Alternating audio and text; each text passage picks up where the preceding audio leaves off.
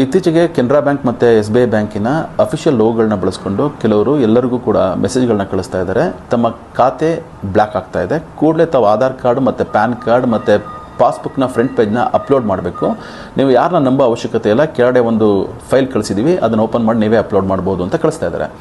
ದಯವಿಟ್ಟು ನೀವು ಯಾರೂ ಕೂಡ ಆ ಕಳಿಸಿರ್ತಕ್ಕಂತಹ APK ಫೈಲ್ಗಳನ್ನು ಓಪನ್ ಮಾಡಲಿಕ್ಕೆ ಹೋಗಬೇಡಿ. ನೀವು ಅದನ್ನು ಓಪನ್ ಮಾಡಿದ ತಕ್ಷಣ ಆಟೋಮೆಟಿಕಲಿ ಯಾರು ನಿಮಗೆ ಕಳಿಸಿದ್ದಾನೆ ಅವನ ಸಿಸ್ಟಮ್ನಲ್ಲಿ ರ್ಯಾಟ್ ಇನ್ಸ್ಟಾಲ್ ಆಗುತ್ತೆ. ರ್ಯಾಟ್ ಅಂತ ಅಂದರೆ ರಿಮೋಟ್ ಆಕ್ಸೆಸ್ ಟೂಲ್ ಅಂತ.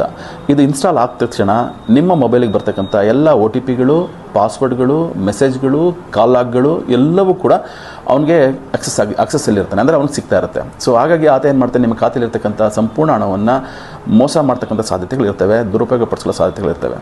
ಸೊ ದಯವಿಟ್ಟು ತಮ್ಗೆ ಏನಾದರೂ ಈ ಥರ ಅನುಮಾನ ಆಯಿತು ಅಥವಾ ಈ ಥರ ಮೆಸೇಜ್ಗಳು ಬಂತು ಅಂದರೆ ಕೂಡಲೇ ಕನ್ಸರ್ನ್ ನೀವು ಯಾವುದು ಬ್ಯಾಂಕ್ ಇದೆ ಬ್ಯಾಂಕಿಗೆ ಹೋಗಿ ನಿಮ್ಮ ಮ್ಯಾನೇಜರ್ನ ಭೇಟಿ ಮಾಡಿ ನಿಮ್ಮ ಡೌಟ್ಸ್ಗಳನ್ನ ಕ್ಲಾರಿಫೈ